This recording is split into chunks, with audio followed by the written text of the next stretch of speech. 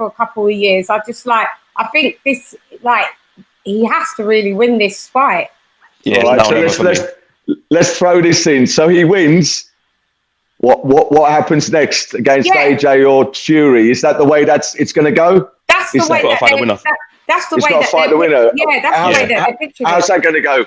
Depends though. The thing is, depends if they. I mean, I'm hearing obviously Joshua. They might have a trilogy. So. Yeah, they might have a trilogy. So we never know.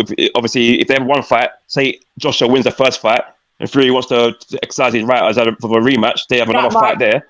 Say it's 2022. Yeah, so that's will happen in 2023. That could be another 2 years. Yeah, so he'd have to do something in between. That's where maybe and then there's Dillian White.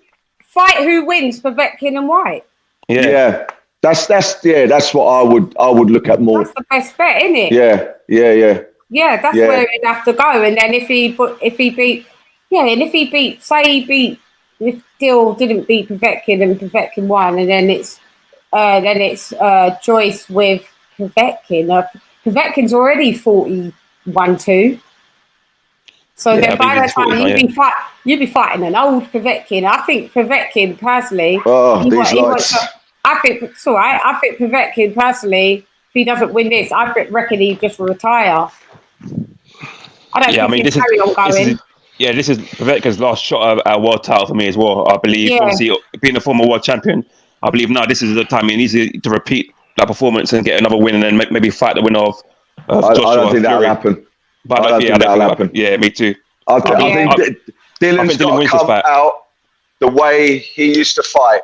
Come out and be that aggressor, be the animal, and pressure and go at him 100 miles an hour. That's what Dillian White's about. He's not about trying to be sophisticated and trying to take his time and looking at place shots and. He did box well really well. But if you brought the old Dillian back, he would have finished that. Yeah, he would have dealt I with was waiting to see that. He wanted to show that he could box, and then I think he got bored with showing us that he could box. That little lapse got him pulled. Yeah. You know what I mean? So he can't afford that lapse, because then if he I reckon 3 rounds. That fight's going to not last more than 3 rounds. 4. He's going to come out 100 miles an hour. Yeah. And he's going to be fit. How long has he been in camp? He's been in camp. He's been in Portugal now with Jab. Next month obviously, I know. I know he's training well, Javier Miller, and he's looking in great shape. Honestly, I'm hearing so many good things about Dillian. He's looking in great shape, and I believe he stops him this time. Honestly, I believe Dillian stops. I hope he. I do. I've never seen Dill out of the 18 stone bracket. I'd like to see him in the top end of 17 stone. I'd like him to strip down a little bit more, just to allow a bit more movement and a bit more fluidity. He'd still obviously obtain power because he's top end of 17 stone, but I'd like him out of the 18 stone bracket now. If he has the same effect, like AJ, when AJ lost the weight against Ruiz, it was totally different. Totally different. You have to strip it down. I think So I'd like even if you lost like quarter of a stone, half a stone, I think it'll make a big impact. Yeah, that's what I'm thinking. So then potentially it could be Dillian White against Joyce. Well, that'd be a great fight. That would be a great fight. That'd be some fight, honestly. That would be a tear up. That'd be some fight, and I would love to see that, honestly. No one's getting knocked out. That's going to points, but a possible. I'm going to be real. If anyone's getting knocked out, it's Dillian. You think? In that fight. It's hard. That's hard. That's a hard call. Yeah. Because Dillian's got power. He has power. And he's got heart. He's got a chin. He's got a chin, but not for them uppercuts. But I don't really know Joyce to throw an uppercut. Joyce's not left. No. He's on the long game. If you want to beat Dillian, that's what you're going to have to put into your game plan. Uppercut. Yeah. So it could be put into his game plan, and if it's executed, that's where I see that Dillian could falter. That's where I see he could falter again with Povetkin, and that's what I'll tell you what will top that fight. is to come out of COVID and have a crowd. That would top that fight. I mean, that would be amazing, honestly. He said he wants to fight, he said he doesn't care if he doesn't get a crowd. He said he doesn't care because he fought without a crowd. He was one of like the first boxers to fight from Eddie's fight camp without a crowd, and it was quite airy. And when that uppercut happened, that was wild. Everything was just like exhausted. It was a boom, explosion. He was shot. out. It's like a stood still. He was out before he fell on the ground. Yeah. You saw it when you saw the close-ups and the slow mo. Gone. Yeah. I was worried. Yeah, it's whenever a boxer gets put on the floor, it's a worrying time. Yeah, I was worried. And do you think that having the fight that he would have had it 2 months later, the rematch, that it was actually a good thing to have it a bit longer? That from a coach's point of view, for me, Povetkin getting COVID was a blessing. Yeah, because I think Dillian would have taken it too easy. Too soon, not too easy. Yeah. And there's nothing wrong with Dillian doing that because he's a boxer, he's a fighter. Yeah. So he wants to get back in the ring. You know, losing is not the way fighters are bred. He wants to get back and prove to the world, this is what I'm about, this is who I am. But at that situation, COVID, for me, COVID saved the day, did it? Yeah, without a doubt. I think he's had a good rest, he's had a good recovery. He's trained now. He's got that buzz back. He's looking strong. You know, I've seen him on Instagram. He's looking strong. And obviously they've worked on bits and pieces on the game plan. And I think he's going to come back. And knock out. Knock out Povetkin. But the only thing that I'm scared about is the narrative that's going to be after is, he won because Povetkin had COVID. Like, he's just recovering from COVID. Do you know what? People can make all the excuses they want and they can point all the fingers they want, but two great warriors are getting in that ring, and it's what happens there and then that matters. Don't worry about all the stuff afterwards. And get rid of it. I think Dillian's can't be worrying about what people got to say, because the same people were jumping on his back after he lost to Povetkin. People were writing him off again. So he can't really think about what people are going to be saying if he wins this fight or if he loses this fight. He just got to go in there, do the business, and move on. Because for me, he's had a lot of time wasted by having his mandatory and not ever fighting for a world title, which for me has been criminal. Well, his whole career has been a waste. Yeah. They've taken the mickey out of him. Yeah. You know, they've kept him waiting. They've messed him around. Fights have dropped out, and then he's had to fight nobodies, and then everybody's going, "Well, who's he fighting?" Well, he's got to fight somebody. Give the man a break. Yeah, you know? He wants to stay active. So sometimes fighters can't get fights because of who they are. They can't get that fight. Then someone will come along who wants to fight him, and for that fighter, it's, I don't care. I just need to get in the ring. I need to move. I need to feel that. I need to, I need to slip. I need to put my jab out. I need to grab them up. I need to do this. I need to be in a camp. That's their life. Without it, it's like losing your arm. You know, 1 minute you can do everything, next minute your arm's gone, and that's the way it is for a fighter. You need to fight. You need to be in that ring. It has to happen. I would like to see Dillian fight Deontay Wilder and fuck him up. Oh, I think we'll all love that. I think we'll all see that.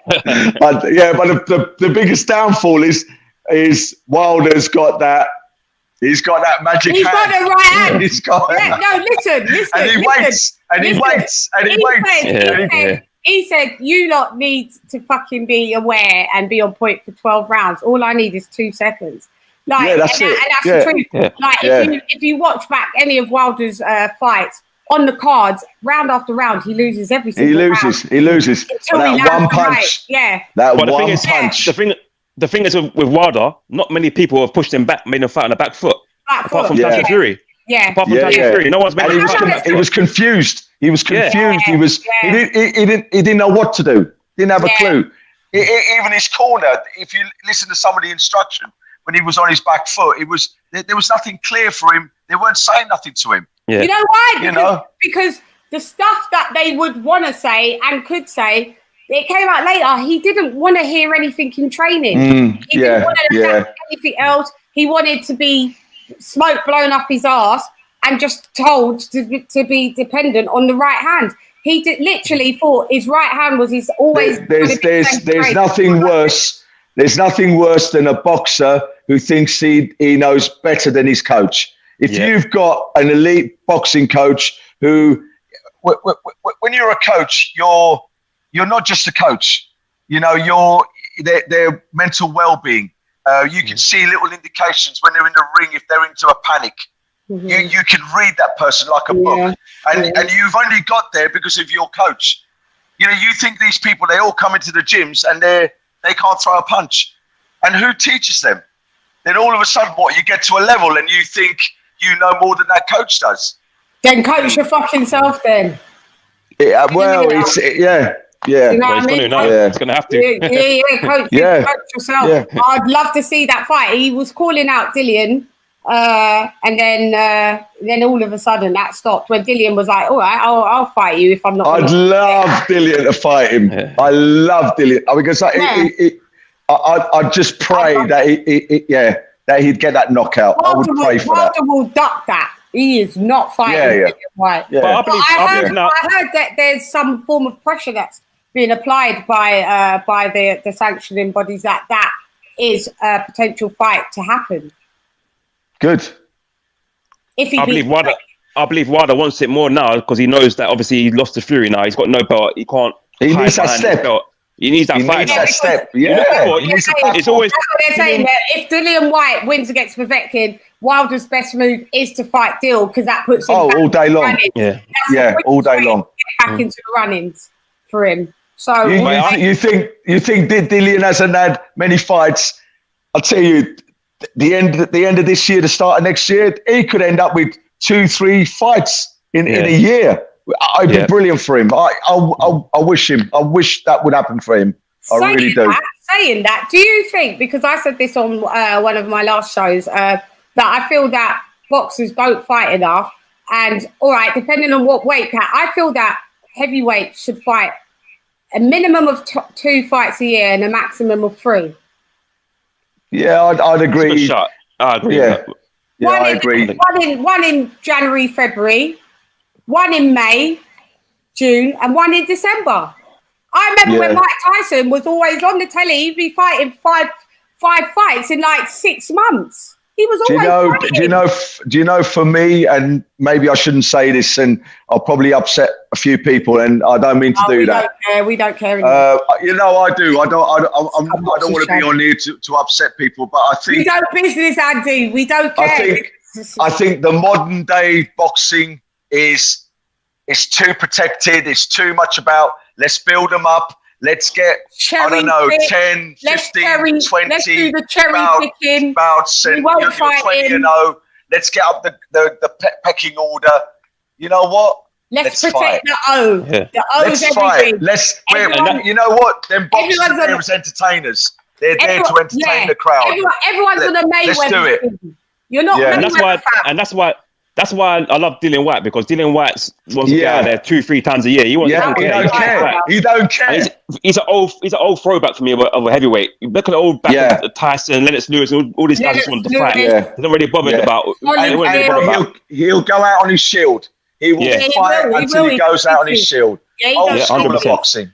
Yeah. So you agree that boxers should box a bit more then in the year? Yeah, and I think like the British Board of Boxing, you know, the American Board of people, they need to stipulate to fighters, even if you've had 5, you know, look, you need to fight this person. You need to do this. You need to fight. Yeah. So, you know, start off on a 70-30.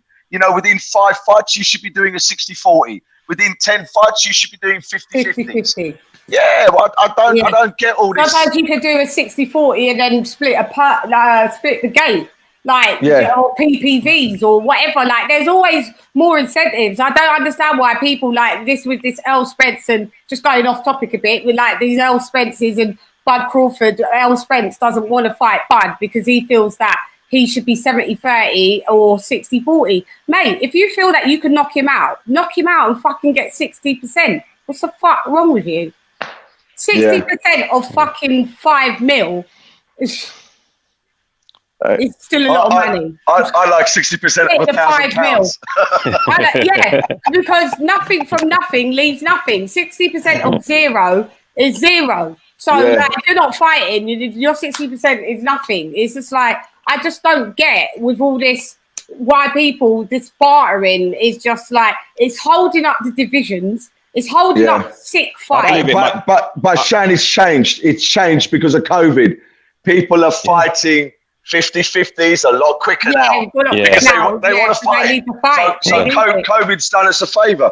COVID's done us a favour in some ways. You can see the pros and the cons. You could take a positive out of a negative. But I'm fed up of seeing everyone hold up divisions. I'm fed up of like Manny Pacquiao holding up the WBA. Just fucking vacate the belt, fam. If you want to do a trailer load of flipping. But the governing body should be. They should police it. They should. Of course. Yeah, no, I mean you got till this date.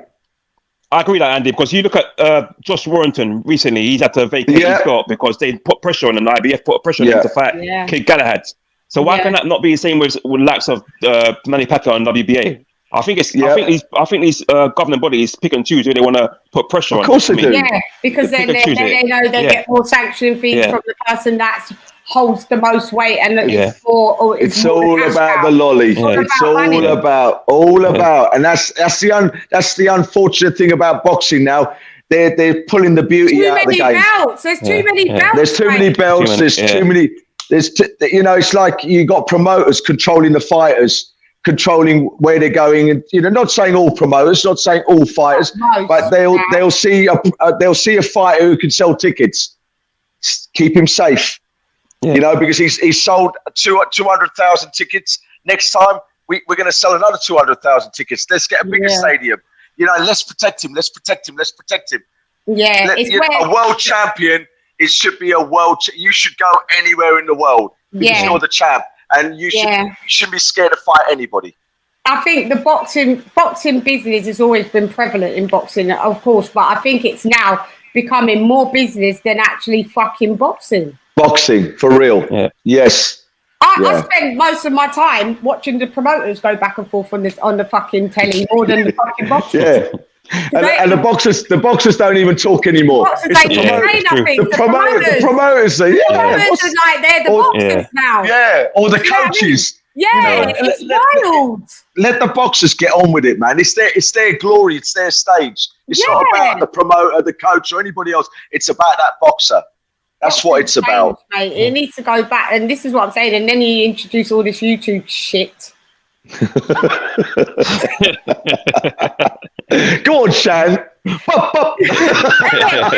Andy, leave me to YouTube. Leave you to Jermaine to YouTube. This is hard, Jermaine. Why are we not? Well, that's like me and Jermaine going, we're going to fight now. Yeah, that'd be crazy. I'd like to see that.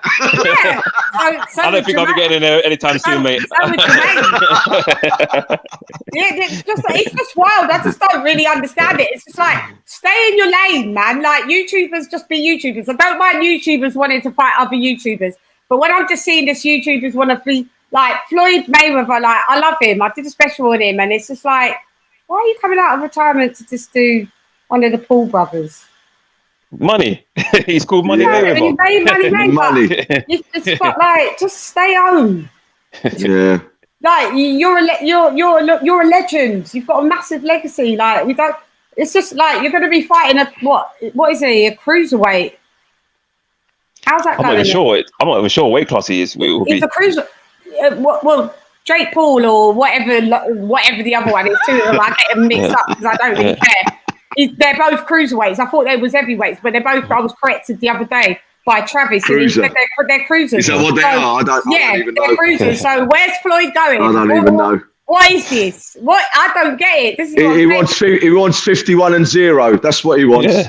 Yeah. Better mind you don't get 51-1 or 50-1. 50 and 1. 50 and 1. That'd be a turn up to the books, wouldn't it? I ain't betting that. Betting on that, you just have to bet Floyd. But Floyd wouldn't care less because he'd still get how much? 100 grand.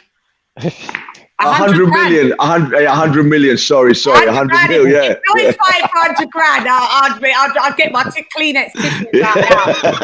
No, 100 mil. 100 mil. Yeah, but I just think Floyd, his brand is now built on his own. He can't ever lose that O. He can't. He can't lose that O. So whatever he's doing now with these lot is he could be. You know, he knows how to promote.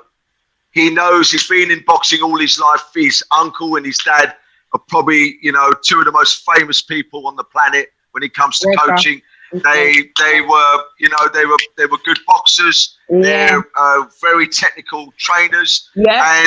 And Floyd's got all of that. Yeah. You know, and he should now put all that back into boxing and bring his fighters up, and he can earn a stack of money doing that. Yeah. De La Hoya, look at him. De La Hoya made how much money? Still making money. Yeah. I agree. On my nerves, Oscar De La Hoya. Gets on my nerves. Good fighter. Good fighter. He was a great fighter. Yeah, I could watch him. I could watch him over and over. I still watch his fights and that, and all that, but I do watch a lot of Floyd's fights over and over and over and over, and I always see something different than I didn't see before. Like when I watch Floyd's fights, he's amazing. He's a defensively, he is of all time, this world. In my opinion. Yeah, and it's little movements. It's little. Everything's like short, sharp, little movements. Gloves are just, you know, breezing past. His timing and his range. His face and his body. And he knows how to utilise them ropes, mate. Yeah.